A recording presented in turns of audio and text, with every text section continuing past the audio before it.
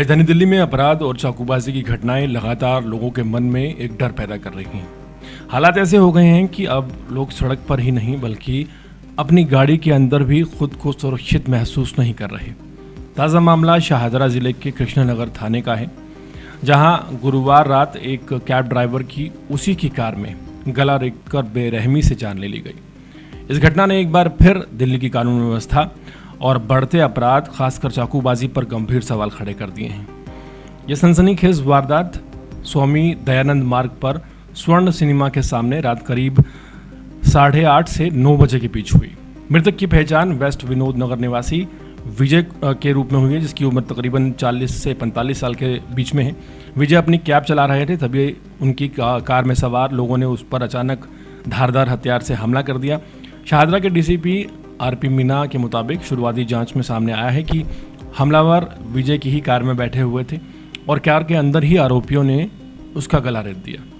यह हमला इतना अचानक और घातक था कि विजय को बचने तक का और विरोध करने का भी मौका नहीं मिला। उन्होंने घटनास्थल पर ही दम तोड़ दिया। वारदात को अंजाम देने के बाद आरोपी मौके से फरार हो गए हैं। हाल फिलहाल तलाश जारी है। घटना की सूचना मिलते ही पुलिस मौके पर पहुंची और पूरे इलाके को घेर लिया।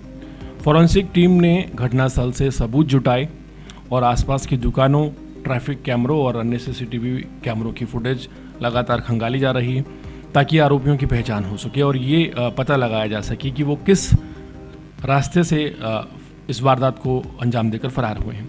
डीसीपी आरपी मीना ने बताया कि फिलहाल पुलिस हर एंगल से इस मामले की जांच कर रही है। पुरानी रंजिश, आपसी विवाद, लूटपाट या किसी अन्य कारण को लेकर जांच जारी है। कार में सवार लोगों की भूमिका और इस हत्याकांड की असली वजह का खुलासा आरोपियों की गिरफ्तारी के बाद ही हो सकेगा।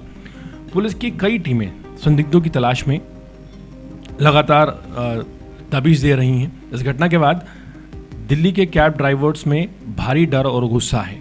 कई स्थानीय ड्राइवरों का कहना है कि अगर एक कैब ड्राइवर खासकर अपनी ही कार में सुरक्षित नहीं है तो आखिर वो काम कैसे करेगा। उनका कहना है कि कैब कंपनियां ड्राइवरों का पूरा पुलिस वेरिफिकेशन कराती हैं, उनके ऊपर निगरानी रखी जाती है, लेकिन यात्रियों की पहचान और सत्यापन को लेकर उतनी सख्ती दिखाई नहीं देती।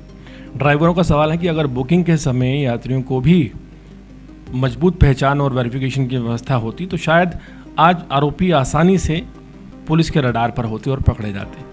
ये घटना सिर्फ एक हत्याकांड नहीं है, बल्कि दिल्ली में बढ़ते अपराध की उस तस्वीर को सामने लाती है जिसमें अपराधी खुलेआम वारदात को अंजाम देते हैं, चाकूबाजी करते हैं और फरार हो जाते हैं। ये नई बात नहीं है दिल्ली में।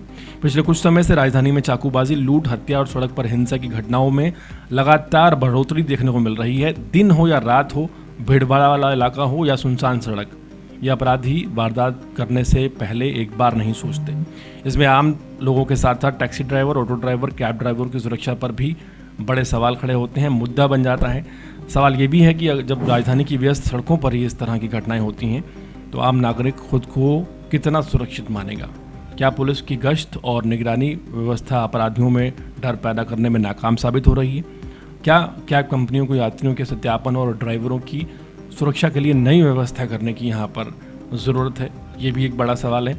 फिलहाल जो 45 साल के विजय हैं, उनके परिवार को इंसाफ का इंतज़ार है और दिल्ली पुलिस सीसीटीवी फुटेज के आधार पर आरोपियों तक पहुँचने की कोशिश कर रही है। लेकिन इस घटना ने एक बार फिर ये सोचने पर मजबूर कर दिया है कि आखिर देश की राजधानी में बढ़ते अपराध और चाकूबाजी पर लगाम कब लगेगी, ताकि कोई भी शख्स आसानी से अपनी रोजी रोटी कमा सके, घर से निकल सके, कम से कम सुरक्षित वापस तो लौट सके।